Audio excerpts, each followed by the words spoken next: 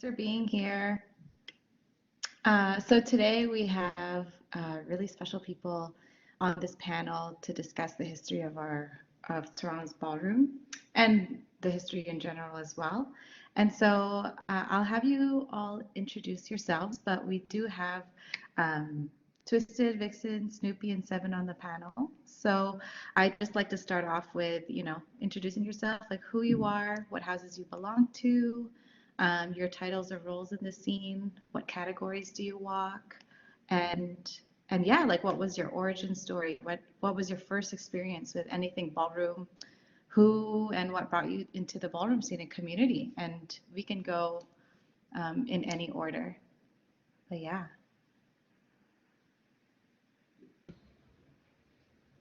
Hey everybody, my name is Twysted. I'm one of the co-founders of the Toronto Kiki Ballroom Alliance. I am the founding father of the Kiki House of Twysted Siriano, started in 2017. And as far as mainstream ballroom, I am the Canadian Midwest father of the iconic House of Magnifique. Those are my roles. And yeah, that's what I've done so far. That's who I am.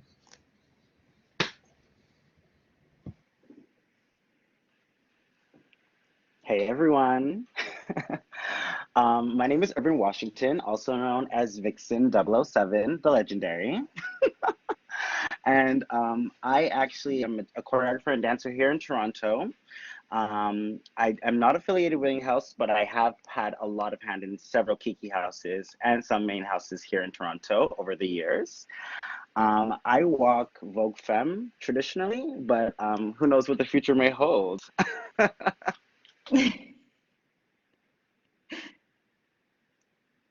Oh, and I'm so happy to be here. Amazing. Happy Monday, y'all. I'm Snoopy. I'm a dancer choreographer from Toronto as well. I am the founder of the former House of Disney, and I'm currently in the House of Lavan, and I'm happy to be here. Lavan's my mainstream house, and Disney was my Kiki house. And I was a part of other Kiki houses as well, but we'll get to that later. Ooh, I love learning about people's history. Seven, are you there?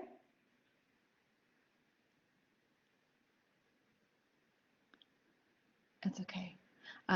Maybe the connection. Seven, whenever you're there, and we're here, so just come on whenever. But yeah, I wanted to just ask y'all.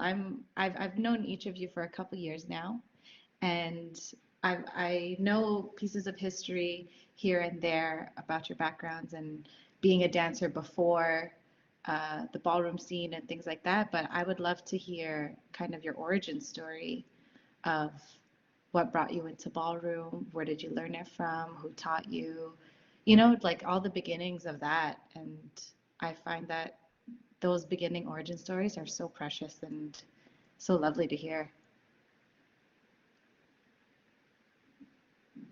We could start with anybody.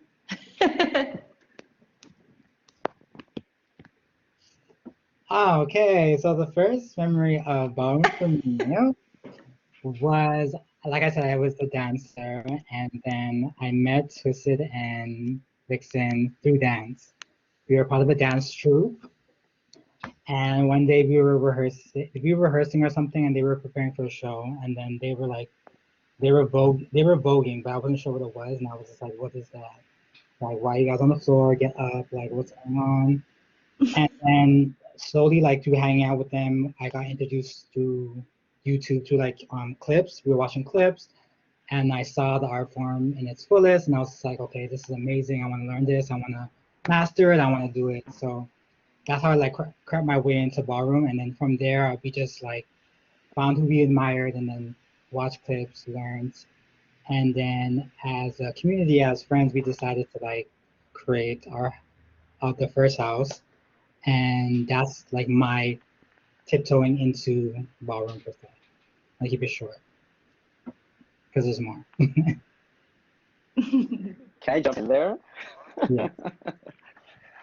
Okay, my origin story with ballroom honestly started in Seven. I can't wait till he hops on Seven's bedroom Me in too. downtown Toronto.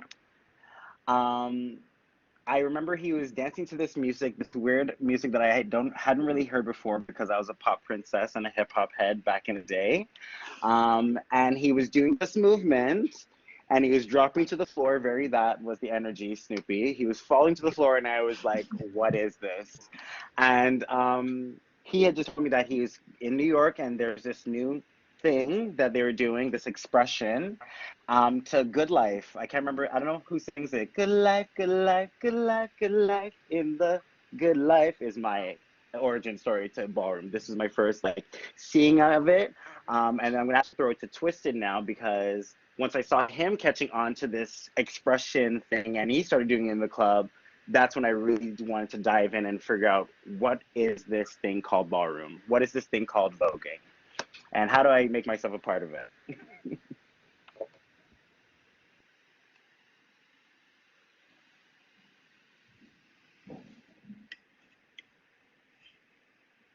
Oh, Oh, I'm getting used to the smack. So yeah, like Vixen just said, when we were discovering voguing, mind you, Vixen had known because Vixen put it before me because Vixen was closer to Seven. I just seen them in the club, and I think it was like on Halloween night when the first club was it Hacienda in the first club that we ever vogued in. I might be wrong. I think it was called the Rec Room after, but at Bathurst and Bloor, it was the end of the night, and then I decided to battle Seven just out of the hell of it and make fun of him because he was the one voguing. I just did it first. We were already battling and doing that shit, so I just tripped, drop, drop, drop, drop, drop, drop, and every drop essentially, we dropped more and more in love with voguing.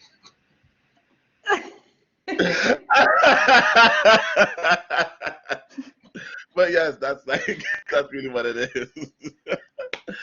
I fell in love with voguing through mocking it at first, and when I did it, it just felt right. Like Snoopy said, we went home. It was a YouTube thing right away, and we were much more discreet back then, like not out to our parents and stuff like that. So we'd have to like sneak on the phone to learn moves or wait till really, really late to practice how to vogue. But that's how we started. Humble beginnings, darling. Humble beginnings. The sessions at York Shout out to York University, University's hallways. Honey, oh, legendary I can't sessions wait to at get into York. that. There was no studio the space original. like to like jam, so York was the place to go to just have space, pump the beat, and just work on our vogue. I hear And that. we did it. Seven, are you with us here? And we did it safely for many.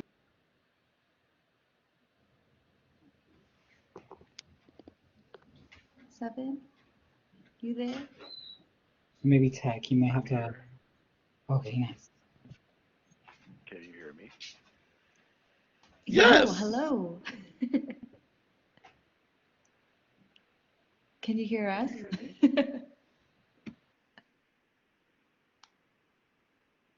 So mysterious. Can you hear me? Yes, yes, I yes, can we hear you. can. Yeah, you can hear me? Yeah, keep talking. Oh, okay, sorry about that. I've been here. It wasn't working. I apologize.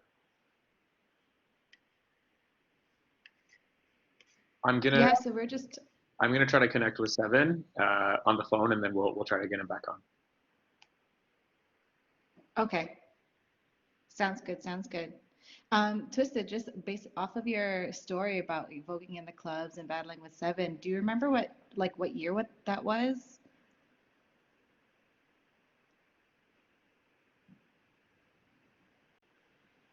Oh, I didn't hear. I can't. Are you on mute? Your mic's off. Yes, I am completely muted because I practiced it, just not talking. I actually believe that was 2006, and I could be wrong. It could be 2005 because I'm pretty sure there had to have been some kind of time between that interaction and then the definitions event. So it could have been 2005, but in my mind, I think it's like early 2006. But no, it was like Halloween or Halloween. So it probably was Halloween 2005 that battle situation probably happened. And that was like we were not even House of Quran at that time or nothing. So, but I could be wrong. But I'm like, in my mind, it's around that time. Black Cat would have a better idea because he knows when we were at that club. You know what I mean? Like we moved from club to club I see. in the scene. So yeah, he would have an idea of when we had Halloween at Hacienda. So nice. Oh, can you all still hear me? I don't know what's going on here. Yes. Okay, good. Can you Yeah. clear? So as we amazing. Okay, as we move on, that was great sharing your origin stories and whatnot. And let's get into talking about Toronto's ballroom origin. Like, how did Toronto's ballroom scene start? And, who were some of the people in the beginning? What houses came up first? How did it all come to be, this community and this scene? How did it, because we know it comes from New York, how did it make its way into Toronto?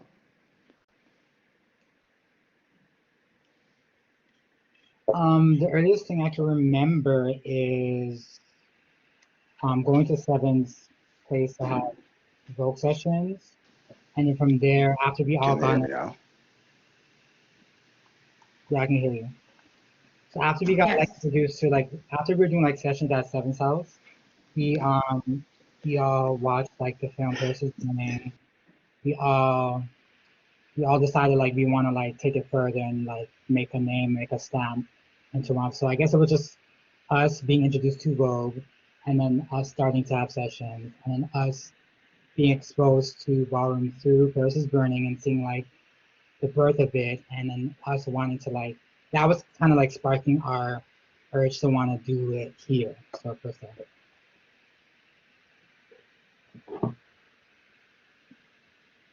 Yeah, that sounds about right to me too. I actually would yeah, and before, because I actually just realized that Snoopy, you were not sneaking out to the club like that underage too much before. That's the shade. That's why you waited until the house.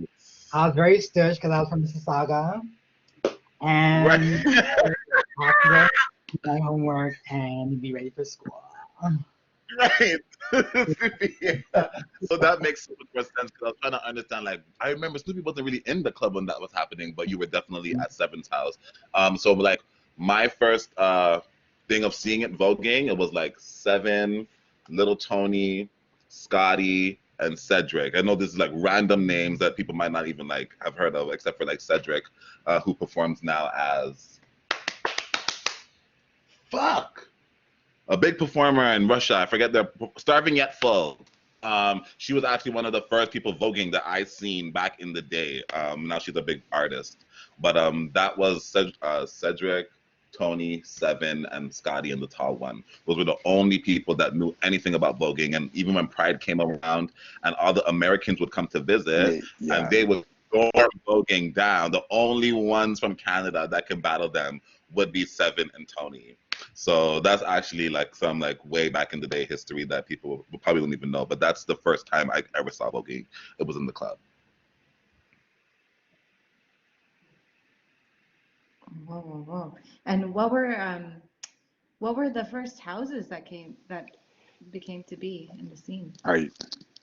Can you guys hear me clearly? Hey, Seven. Okay. Clearly now, yeah. Okay. Hi. Seven, hey, Seven, would you like to What's going introduce on, everyone? yourself? Hi, everyone. My name is Seven.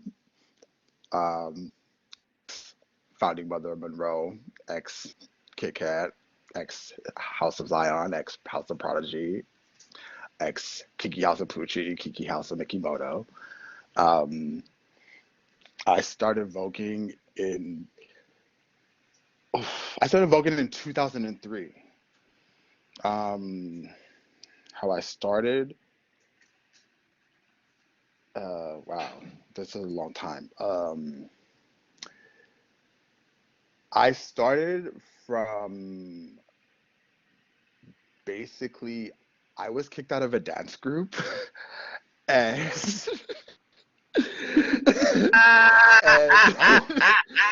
And I remember because when I came into the community, I didn't really fit in with anybody. I mean, because everyone was pretty. Either you were, I don't. I guess I'll use the term bashy. You had to either be bashy or you were one of the girls, and I didn't really fit in. And so I remember I was in a dance group, and I got kicked out of the dance group. And I said, "Well, I want to be able to do something that, like, no one else was doing."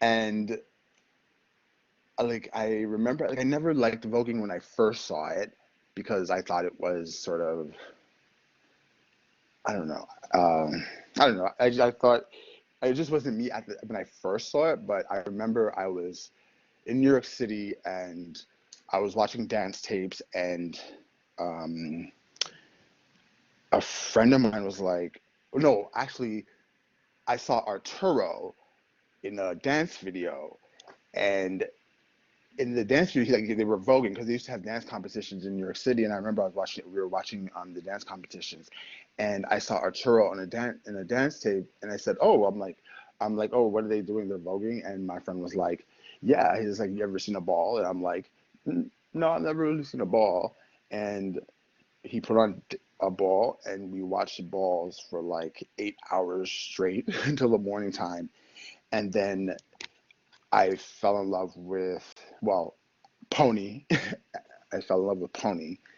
Um, that's what sort of gravitated me towards voguing was Pony and Mika. But who actually encouraged me to do it was seeing Deshawn, because when I watched a lot of DVDs, everybody was really small. They were doing it. Like there was not a lot of tall people doing it. But when I saw Deshawn, I was like, oh, I could do that. And so that's when I just started practicing. So I was in New York City. I just started like teaching myself, and from there I came to Toronto, and then I started voguing in 2003 with Tony and, well, it was Tony Cedric, Jerome Sheldon, who's also known as Tainomi, who was around, and yeah, um, it started from there, pretty much. Yeah, it started from there. Amazing. Thank you. And Work I kind know on me all back. of you at once work, right? I know all of you have been in the same houses, different houses. What were the first houses in Toronto that were founded that you belonged to?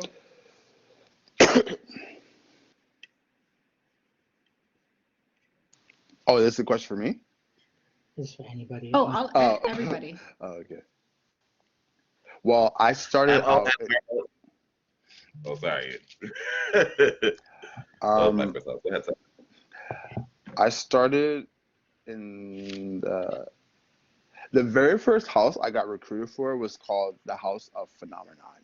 Actually, um, it was uh, from there I went to Quran, and I got into Quran from being in Detroit, and that's like my first like house mother, Mecca. Mecca basically taught me like how like hands, and taught me like really um, encouraged me to book. So it was probably the House of Quran, and then from there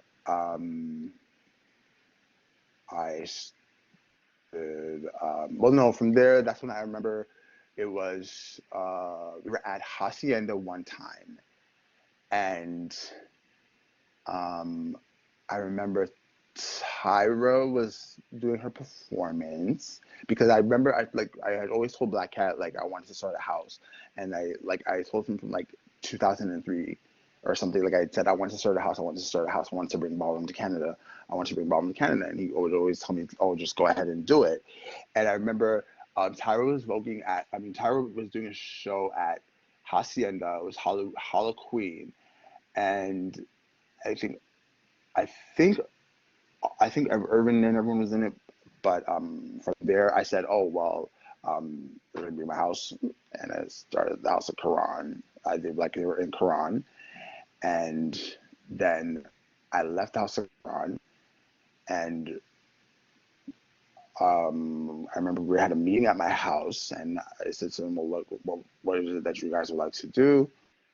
Would you like me to start a house or come with the own name? And then from there, that's when Monroe sort of started, and that was probably the first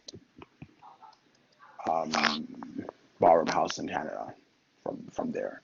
And I remember I told Garth, I was like, or Marvel, sorry. I remember I told Marvel, I was like, okay, well, I'm gonna start a house, and I want to be the mother, and you're gonna be the father. And then from there, it sort of just blossomed. Awesome. And then what, in terms of like talking about the Kiki scene, what were the first like Kiki houses? I know it was um, Pink Lady, yes? Yes, ma'am. Pink Lady, followed by Giselle, followed by Extravaganza. And then we had a couple of smaller houses at that time as well. Like we had like Divinity, Polaris, Givenchy, um, and Omega. Omega, but Omega wasn't a smaller one. Omega was a bigger house. We definitely You know had what? Technically, uh, yeah. Unbothered, Poochie, but some houses moved into other houses. Like Giselle essentially is Old Navy now, because Giselle became Poochie, which became, and then it became, and then became, and then became. But yeah, the first houses was Pink Lady, Giselle, and Ex Prada. And as the community grew, like where would these houses come together, and how would you be recruited? And were balls happening at that time at the same time when what was the environment like? What was the where was it at in terms of growth and organizing into It groups? was giving the girls were scared to battle the Monroes, so they ran to join the Kiki houses. I don't try to make it sound like that, but it really gave that because as soon as the Kiki scene started, and people started to we started to have the balls like at DLM and a dance studio. It felt really like easy and laid back. People started to really participate in the ball, so they really took the opportunity to join different Kiki houses. And the vibe at the time, we were still trying to have real balls too, because we would do the Kiki balls during the week. It was never like at a really clubbish time. It was just in the middle of the week, very $2 at the thing, whatever, just end of the night. And then we would still have real balls. And as we continued doing the real balls, we started to see that there was a lot less interaction and people walking the real balls than the Kiki balls. So it is what it is, but that's one thing that we noticed when the Kiki scene started. It's like, oh, so you guys already wanted to fucking walk, but you guys were just so damn scared to walk the balls that we were having, which were not even big balls. They were just in like Harlem Lounge or Concord Cafe. They were really small, really, really small. Monroe was like very dominant at the time, and people were scared to either step up and start a real house. And so like from there, I remember like watching like first clips of the Kiki scene, like American Kiki scene. I noticed how like chill and laid back it was, and I admired like how you could see stars and statements from the real scene mixing and mingling in the Kiki scene, and it just had like a lightness to it. So like I said before, like people I guess were intimidated to start a real house, because they saw Monroe and they saw like I guess how big it was and how intimidating it could be to have your own house. And whereas like the Kiki scene is more like laid back and chill, it's less intimidating. So I guess that's why a lot of people were like drawn to the Kiki scene. Hmm. No, that's great. I was just about to get into that Can I because touch on? there are different houses. Yeah, yeah, go ahead. Oh, sorry, my bad. There's like a little delay, so I'm not sure when my timing is coming in or not coming in. But I want to touch on, I want to go back a little bit to Karan when we were in Monroe's and how much we had to kind of like fight for that name. And I think I have to shout out the legendary Golden Griddle because that's really where would come together for Tuesday night pancakes, and we would meet people and like intimidate them and like be like catty like Mean Girls and stuff like that, but this would help kind of bring community so that once we actually started like Monroe and Karan, we already had like our house. We had like all the categories covered. And I think it was also hard for people wanting to come into that because they weren't even as exposed to ballroom as we were exposing ourselves then. So the Kiki scene helped to birth an opportunity for people to kind of learn something that they clearly want to get into or they have potential for, but they're just not sure where to start. And because we were such a family and so tight knit, it allowed us to kind of branch out and do God's work, if you shall. You ate that. You ate that. You really ate You that. did. Yeah, and I wanted to go deeper into like the difference of the Kiki scene and the real scene, and we're hearing different house names, and what I'm hearing right now is like the intimidation of the real houses and the real balls, and so then the Kiki, what leads me to ask, like, you know, what is the Kiki scene? I know Snoopy just touched on it. What is the difference? What are the similarities? What are the purposes of each scene? Or what are your Well, in its takes on that? origins, it started off as a program that was at one of the youth organizations. Sorry, not youth, queer organizations. I think it's called GMHC. If I'm not mistaken, it might be the first, but it might be HMI or GMAD. I'm not sure which one it started in, but essentially where they had one of the nights become. They realized, sorry, that all the girls from the ballroom scene would come to like the balls and stuff that were happening when they would do the ball functions there, and they were trying to essentially tap into that, how to keep them here, because they would notice that the youth that would come to the balls would not go to anything else that was happening or that the service for the other services that were offered. So they turned that into some kind of program.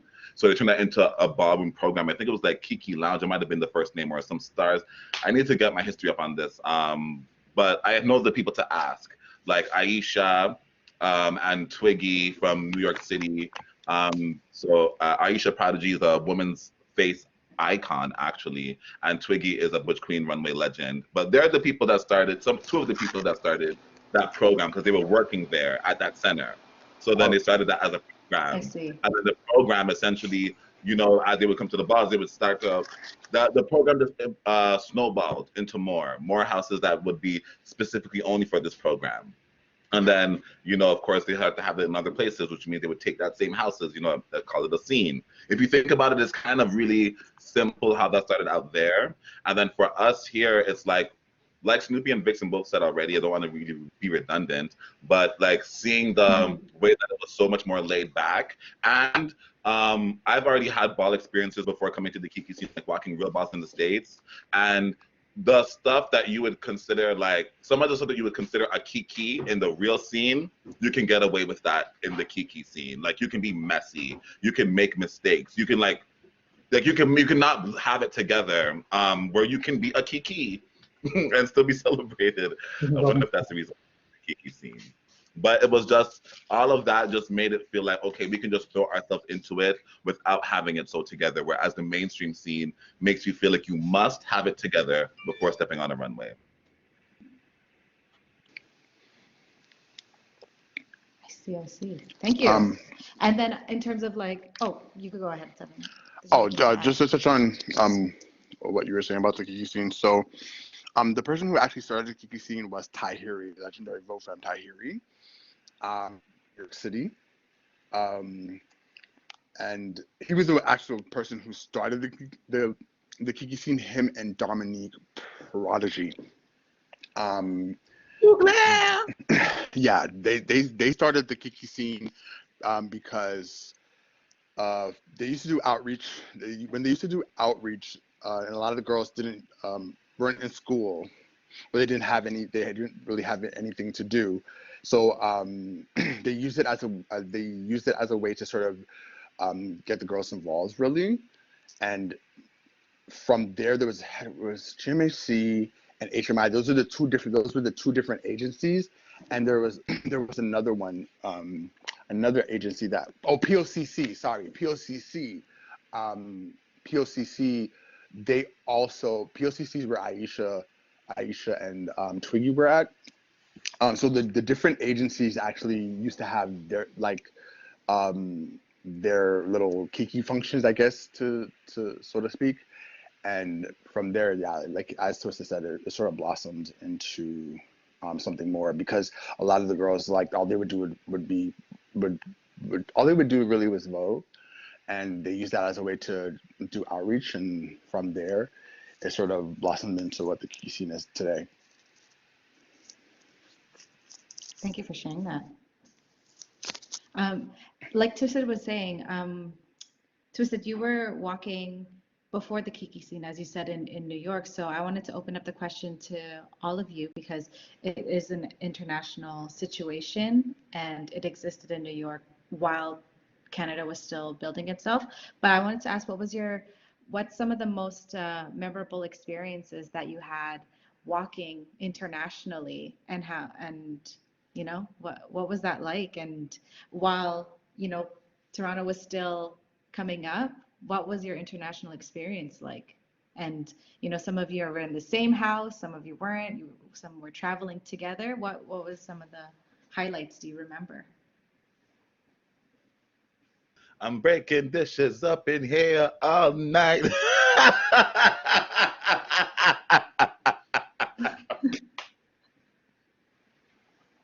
You were ready for that. I'm thinking of that. I'm thinking about Detroit when I walked realness for the first time. Schoolboy realness, not my category. Honestly, not my category. I forgot. Oh wow. I forgot, because Vixen Honestly, used I to didn't always really wear have much of an international career. But that was the first ball I had ever walked. It was in Detroit. Very scary. Not a Very scary. I backpack. walked out shaking with my backpack. Yes, schoolboy realness. I would do it now, honey. I would go for it now that I understand it. baby. Oh my gosh! But no, breaking dishes when we got to perform for why can't I remember his name and he's so famous right now? Jack, thank you. When we got to perform for Jack and we met Sanaya, and how welcome they were to us. They literally, like, these people had never met us before, but they knew that we had come all the way from Canada, and they just welcomed us into their arms, and they just said, here's an opportunity, and look at us now. Literally. Just What was this? I know it sounds What was like this, sorry? It was Jack B-Day's Rumble. Jack Brazahi's B-Day Rumble Ball. No, it wasn't even his birthday. It was January, because it was Rumble Ball number 10. Oh, okay. But it was January, like, and the shade, I don't know if you guys remember, he like asked us if we could perform, I want to say the Thursday, and the ball was on the Sunday, and we literally stayed at Marvel and Chavoy's house. Marvel was living with Tiny Tim, Marvel and Tiny Tim's house, and we choreographed that shit in like 2 days, went on the Greyhound bus and everything, went and performed that fucking performance at that ball, debuted that night, got chopped and everything, went back home and still smiled and felt like, okay, whatever, they welcomed us into the scene. Is that the chop story? No. Wrong ball, mixing up the chops. But we performed that night, and Okay. yeah. I know I walked that night. No, I didn't get chopped that night, though. We only I used, walked. that's like Vogue choreography too. It wasn't even like, we did like a jazz funk routine with Vogue energy into it. Like, there's only like one section that was actually like the ballroom section. So we were really taking a risk with what we were bringing. But I think that also helped to stem this whole merge of choreography and Vogue steps. Like, I hadn't really seen it until then, until we kind of started doing this merge situation. But I don't know. I don't want to take credit for something that may not be right credit. out. Vogue Evolution came out right after that. But Arturo and them were in crews before that, so I can say that. But we weren't seeing them really merge it with their ball shit too tough at balls. But I know that for sure. Like, I feel like that's one thing that we definitely brought, because every time we were going out there at the beginning stages, even as Monroe's in Buffalo or whatever, we always tried to do some kind of production. Shout out to the legendary Greyhounds for getting us to times. Shout out to that Buffalo Greyhound station. Shout out to Port Authority. Yeah. Shout out to y'all traveling. I think what was also really, yes, honey. I think what was also exciting was the Buffalo trips. Like, that was a lot of, that's my own international situation. Like, I think it was the best thing to go to a city in the States and walk and win. It was just, unreal and amazing. And Buffalo, I think, really started to dislike us for a little while because we would just come up there to take their trophies and their money. Yeah, Buffalo was very rowdy. That US dollar. But I was like Shout out to looking at the Elzon. people now, though. Shout out to Elzon, shout out to Chi Chi and all that, because like that energy really, like, we really didn't get to tap in like we should have. That just shows us that we should have been bringing them more and more into the States, because look at them now. But we, you know, we're focusing on our country and all that stuff, which is fine. It's fine. It's whatever. But at least, you know, there would be no legendary Chi Chi and no legendary Elzon without Monroe's from Toronto. That is so interesting and important to know. It is important to know. I put her in fucking drags. I put a wig on her head.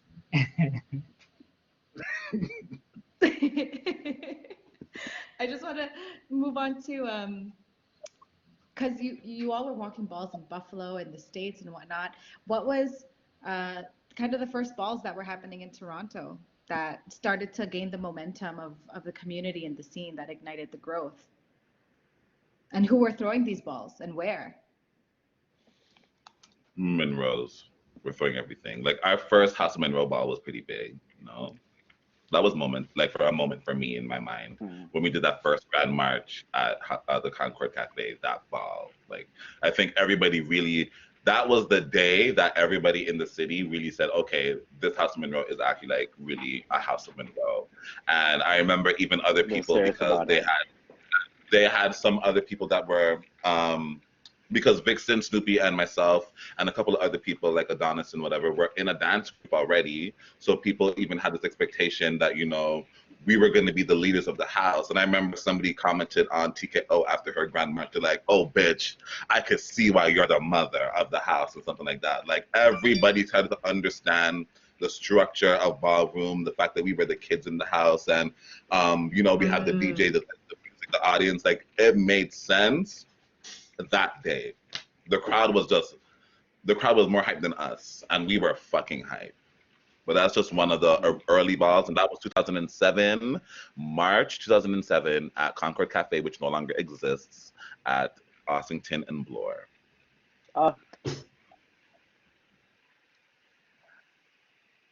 I'm thinking about DLM right now and the colors balls. We rented out a dance studio, and this is the beginning of the Kiki scene. And I'm guessing that we couldn't find any space, or we didn't know how to do, or this was just new. I can't remember exactly. Maybe Twist will be able to help me out. But remember, because we were being deliberate, girl. We were being deliberate because we first started practicing at UFT dance studios, and we were trying to get there late, it wasn't but about they being didn't do late. mainstream.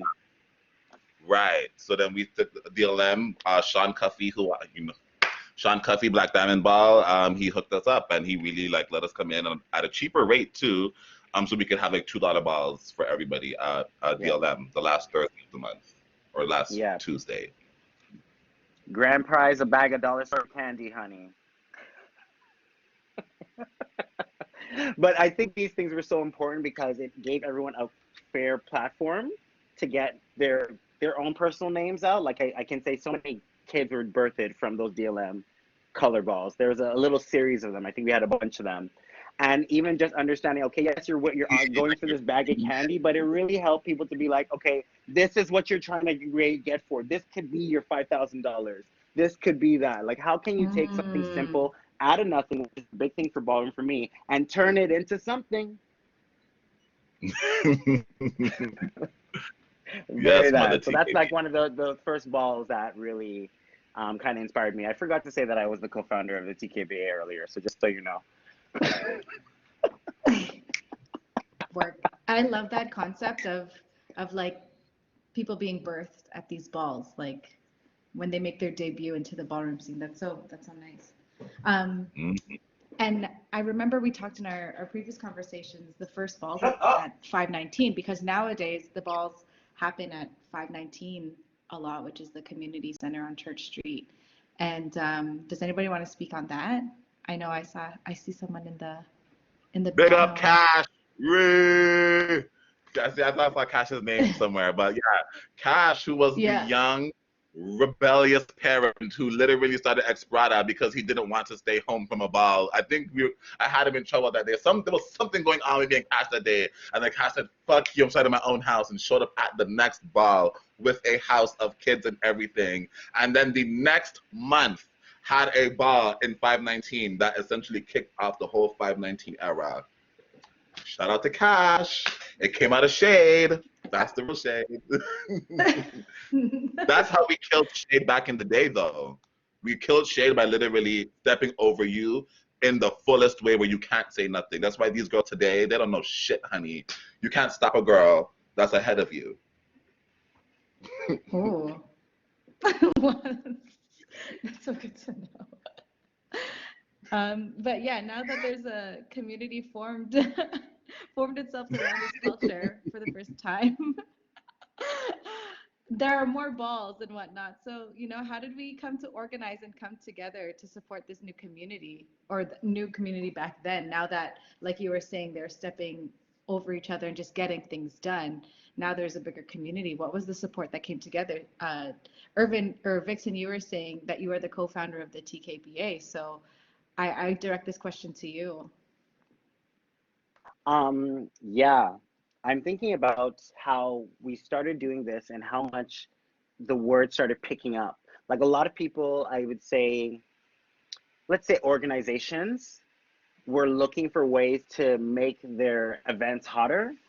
And I don't know how the word got out, but from there, it really helped branch us out a little bit more. Like we started getting more work. People were literally bringing us to every event that they could just to come and do an LSS. And when you really think about in reality what an LSS is, just like this is just the intro of the entire ball, they just needed that much to really spark all that's been happening in Toronto when it comes to ballroom, when it comes to the awareness, and also what it is that we do. I don't know if that answered the question per se. No, it did. Anybody else want to add into that? Anyone want to speak on the TKBA? I know we have the founders right here. Oh, yeah, we stopped saying that too because the whole TKBA situation, like, it just like everything else in the Kiki scene, it literally was just a thing that had to happen before something else. So we were trying to apply for a grant, and that we were successful for the Spirit of Will Monroe Award. And essentially, in order to apply for the grant, we had to have a name that essentially was an umbrella name for the Kiki scene.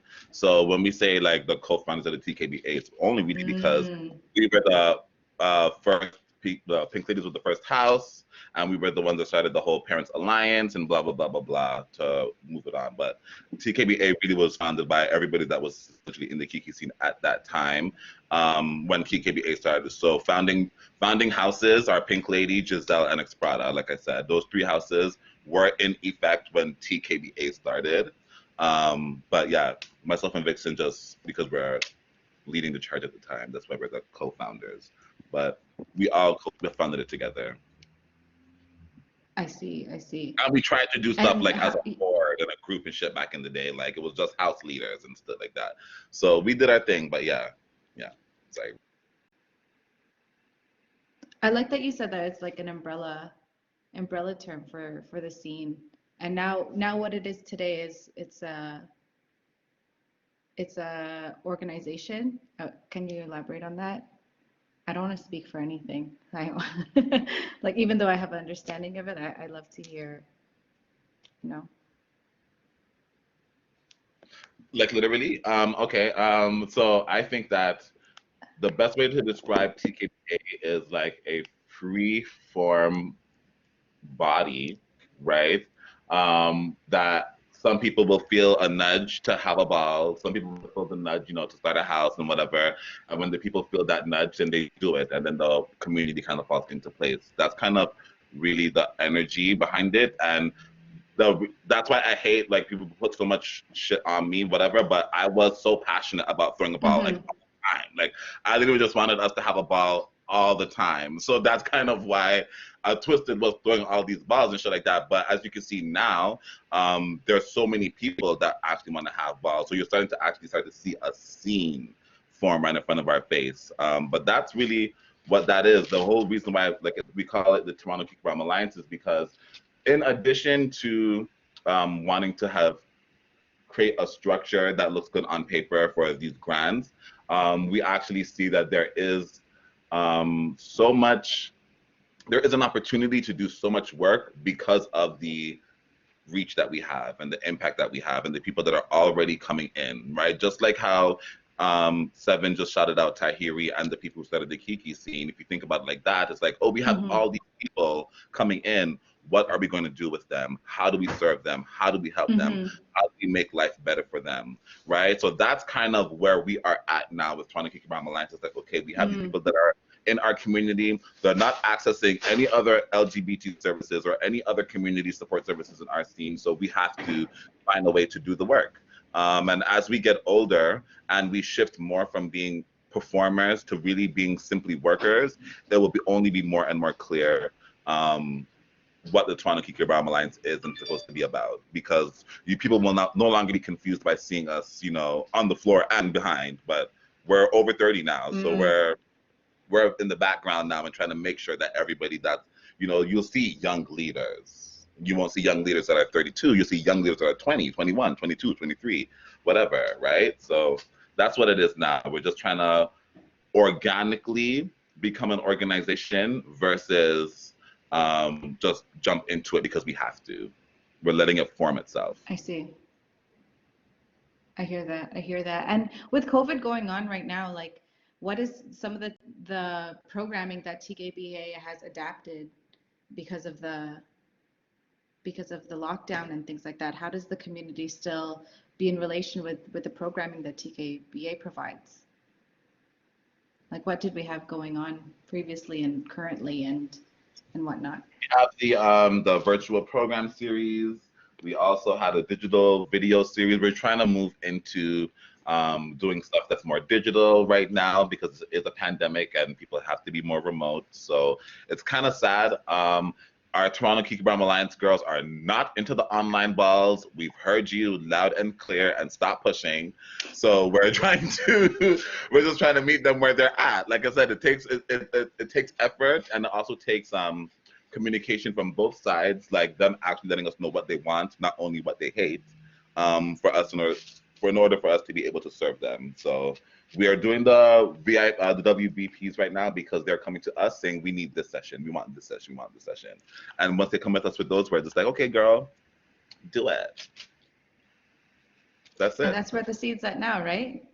Yes, that's where we are at right now. Whatever the girls want to do, we find a way for it to be done. Shout out to everybody who's donated to our freeform organization, because they've donated to us because they like the fact that we are more freeform and do it like this. So that's why we're going to continue to do the work, because people have essentially employed us to do the work on behalf of the community. Period. I can't wait till lockdown goes away and we all get to come together and to get those balls happening once again. And I remember that parent panel that we had that was part of the online programming. Yeah, like I admit, like I did take ballroom for granted and the community and that energy. But yeah, what would you say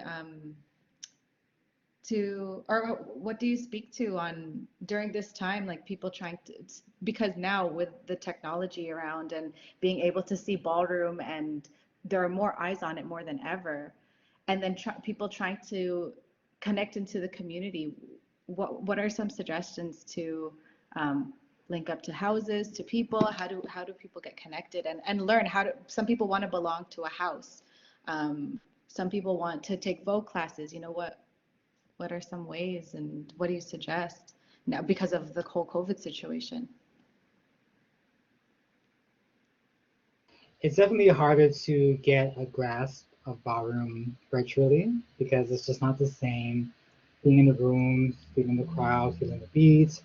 But I would say to somebody who wants to like really get into the scene in these times, especially here, like reach out to like leaders, and just like ask them like how they're coping and how they're dealing with taking their artistry to the next level despite not being in the room with people.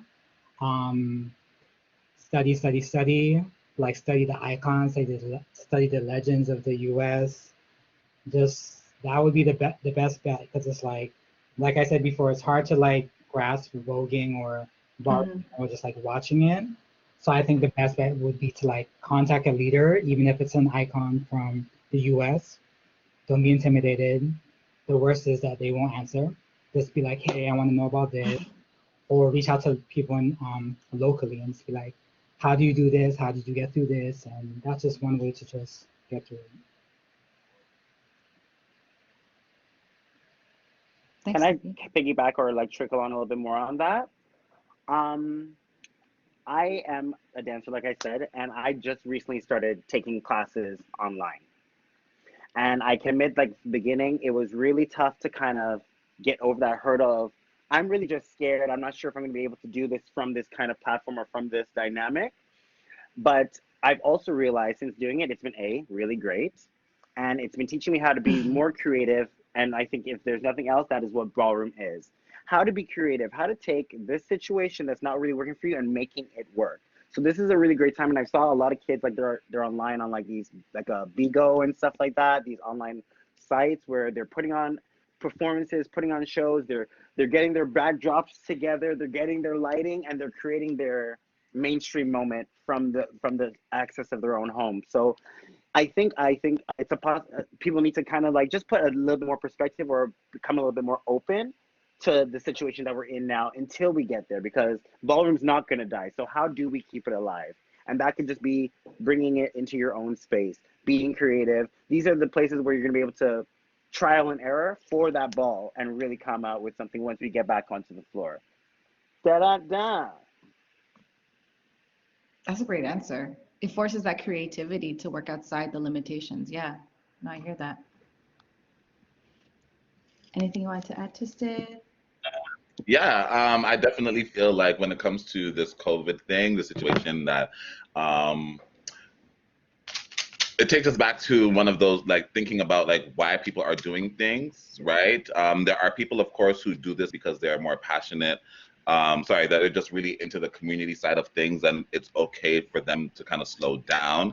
But then there are other people who are part of this because they're more artistic and expressive, and you're still going to see that those people will find a way to do it, even though we're in a pandemic, right? So when it comes to thinking like how to conquer this, I think it really goes back to thinking like, do I really want to be a hot performer? Or do I really just want to be a part of the community, help to serve the community and uplift the community? Because if that is your goal, then you can find ways of doing that during the pandemic. And if your goal is to be an amazing artist, you can find ways of also doing that during the pandemic. So it really is about figuring out what you actually want and the why, as to why you're doing it. And that's what people should really take time to figure out during this pandemic. What what still keeps you in the ball, right? Do I naturally still care about, oh my God, how are people doing in the community? And that's what I've really been noticing in Toronto's ballroom. We are way more about the community side of things here than about anything to do with ballroom, which is why even not since not having a ball in how many months, our community side of things is still super strong because we are so invested in community. Whereas people don't really care about traveling and walking balls and being a fat bitch in the scene. Well, not too many, right? But so for everybody else, it's really about figuring out what lane you want to drive in and start to really drive down that lane. If you want to be a community helper, find ways now during this pandemic to be that helper, to be a lifting hand, of course, and do all that shit. But yeah, you can find a way right now.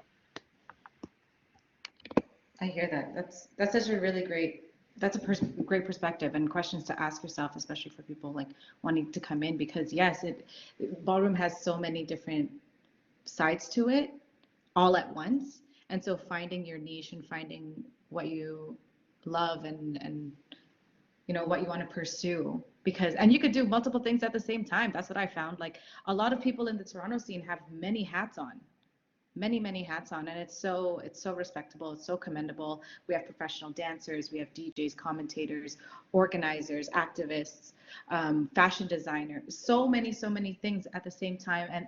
And they're also, some are house mothers, fathers, you know, so that's, I really, I've never ever, like in my personal experience, seen a community with so much talent and so much character. So like it's such an honor to know the people in the scene, and I have such a great love for it. And you know, looking forward and looking towards the future, because I know in houses you have kids, and it's really about raising the next generation and the next leaders and whatnot. And so what are your thoughts on passing the torch on? What are some of the lessons that you want to equip or educate the people coming up in the scene, whether it is they want to be a performer or a community engager, participant, etc.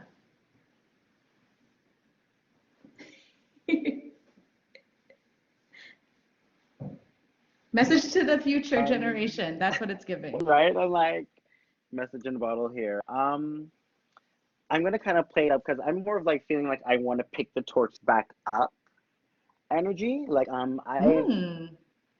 done my thing and I've made like my name 10 years ago, putting things out there or trying to push. But I feel like as I'm still around now and how things are going, it's something that's still so much in the forefront of my mind and where I'm at. So I'm at a point right now where I'm like, okay, what have you learned from your experiences taking a break from ballroom, and what can you bring back now? What old lessons can I bring now to teach? So I think it's more of passing the torch or picking up the torch again as like an opportunity to do something really good for someone that you don't know needs some goodness in their life. And I think that there's just so many people out there that are looking to absorb so much knowledge, and picking up the torch again allows me not to block anyone's blessings and sharing that knowledge with them. So I don't want to talk about passing on the torch so soon yet because I'm still picking it up so that I can drop off a little bit more, if you know what I'm saying. That's really insightful. Thanks, Vixen. I'm like, people are disappearing in front of me. So No, I'm here. I'm here. Yeah, sorry about that. When it comes to passing on the torch, I actually believe that people just really need to just understand that you will never really be ready, if that makes sense, for anything, especially when it comes to leadership. You kind of learn, just like how people pay as they go on the prepaid phone plans. People learn as they go in the leadership world. You literally learn as you go. And I can say that for myself, and especially those who were around from the beginning. So Snoopy and Vixen, all them can tell you, I've grown into this and I'm not even there. So what you see right now, it took like about 11 years of being a leader and fucking up so much, and like really like fucking up so much, to really get where I'm at. And people think that, oh, people see Twysted and think whatever. And I really know that I know I'm not there yet. And I know where I started and I know I'm gonna go. So I feel like if you have the desire inside of you to want to do it, just start to do it. And it will just happen for you. It will work out. People will see you and see the passion in you and work with you, which is what I really feel happened when Sanaya met us in New York. Like, they just saw us and they just saw these little kids that wanted it so bad. And they're like, okay, well, we're just going to give you a chance. Here, fine, just do it. Like, it wasn't no real gesture on Jack's behalf. It just literally saw these kids that really want to put Toronto on the map. So then they just give you an opportunity. And with that, I'm saying just get yourself out there. Somebody will see you and somebody will put you on, just because you want it. And people love to work with passion. So if that is where your passion truly is, live in it and let it show, let it shine, and work in it. That's amazing. That's really inspirational.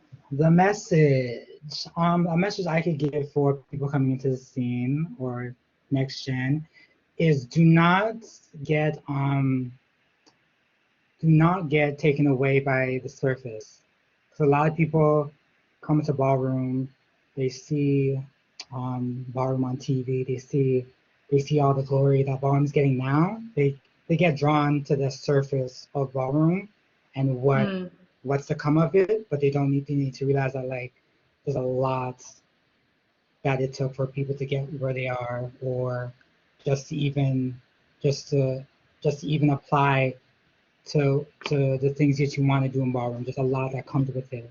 So I would say just don't get too caught up in like, I want to say the hype, but like really like when you're coming into ballroom and you're gonna be invested into it, just make sure you know why you started doing it and why you're passionate about it, and always come back to that. Because a lot of the time people come to ballroom, they get lost, they fall in, they drop out because I think they stumbled upon it and they didn't really like, they only saw the surface of it and they didn't see like the sacrifices, the rehearsals, the Mm-hmm.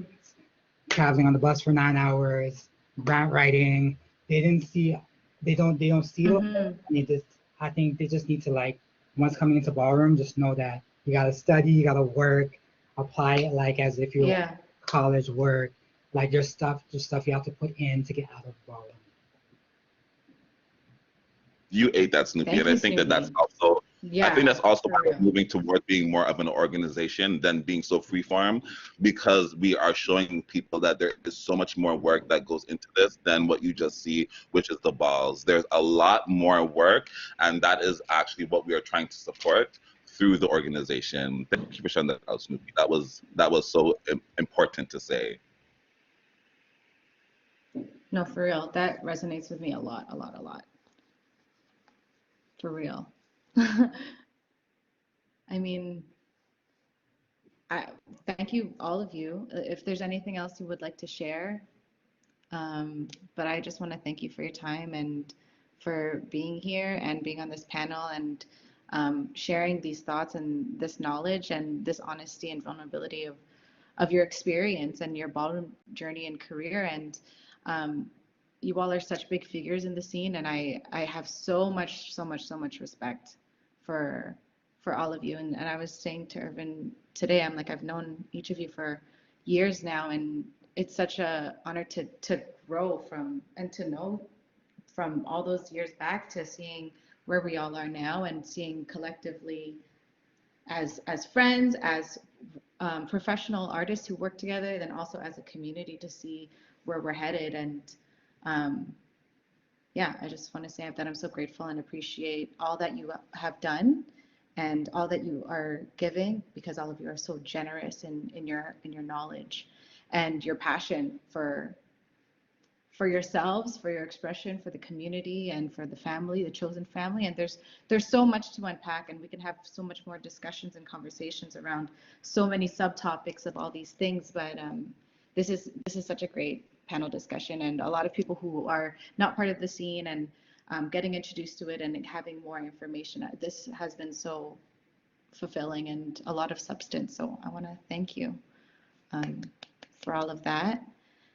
And I can't wait to see what comes in the future. We're all looking forward because I know Snoopy has some things on the way, Twista has things on the way, Irvin has stuff on the way. Like, there, ballroom will never die, and we're all creatives. And so I just want to shout y'all out because, like, y'all are one of the hardest workers I know and so passionate. So thank you, Robin and UFT, for facilitating this.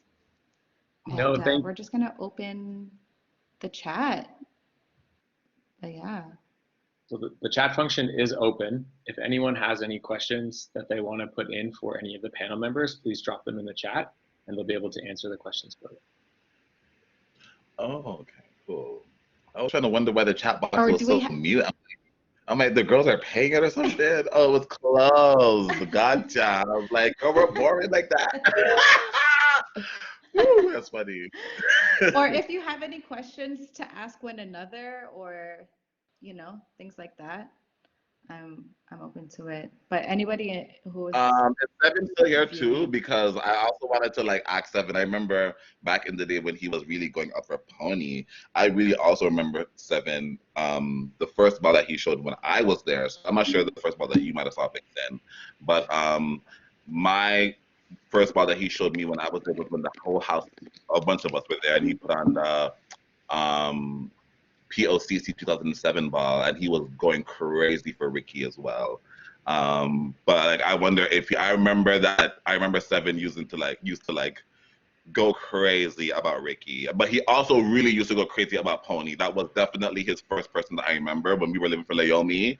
He was living for Pony. But yeah, like I remember him going for Ricky too. So that's also one person that I don't know if he's still here or not, but I remember that. So something to Sure.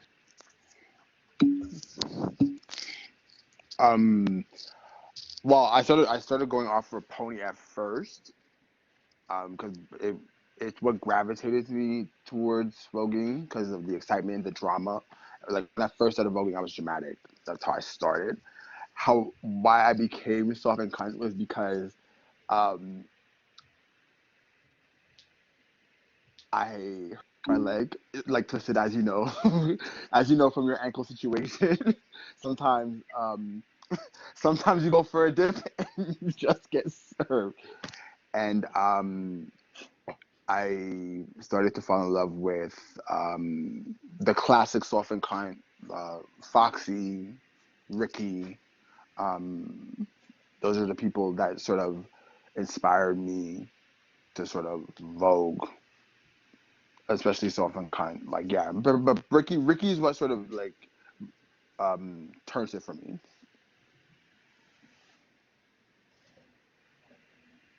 I love Ricky.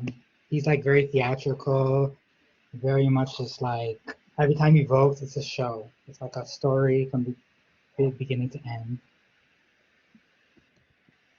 But just to touch on it, one of the people that was really inspirational, actually, besides Ricky, was Tahiri and Prince. I think that's really what inseminated soft and cunt for me because back then, like soft is the performance, cunt is the attitude, and when you watch soft and cunt, like you see that in the performance. Not like some people just vogue soft, you know what I'm saying, and it's very dry. Where others like soft, they have that definition of soft and cunt, and it was really Tahiri and Prince that really like really put it on the map for me. No shade though. You really ate that just now. With soft is the performance, cunt is the attitude. That just you ate that for me. Thank you.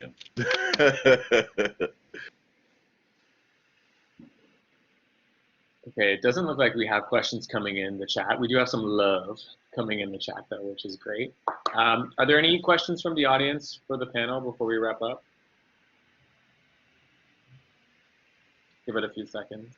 I do want to say it's been really a pleasure learning about the history of Toronto Kiki Ballroom. There's things that that you folks shared. Cedric and Sheldon being part of the OG Vogers. No idea. I used to hang out with those boys when I was young too, but didn't know they were really pulling Vogue and bringing that to the nightclubs and sharing that. So really fun stuff, and just I really appreciate everything you've offered. Vixen, thank you so much. Seven, thank you for coming out. Twysted, always a pleasure. Snoopy, you know, all the work that you put into this from U of T's perspective is so appreciated. Helping to organize this, Dana, all the work you put into the questions and moderating. Just thank you on behalf of U of T and across the board. You're all fantastic and amazing. And if any questions come in from the audience, I'll send them to you, and we can maybe try to get back to some folks. For everybody else, we have a whole week of programming that is from the Toronto Kiki Ballroom Alliance. You can go to @DiversityMovesUs, which I just dropped in the chat, and see the sessions that are running every single evening this week. Tomorrow at 5 o'clock, we have Black Beautiful Bodies being led by House Mother of Pink Lady Slim Thick, and Juju's Pink Lady, and Guncho Pink Lady. So yeah. Pop your thanks into the chat. Oh, there's some more handles in there that Maldita just put in as well. And thanks so much, everyone, for attending. Thank you. Thank you so much. Thank you for having me. Thank you.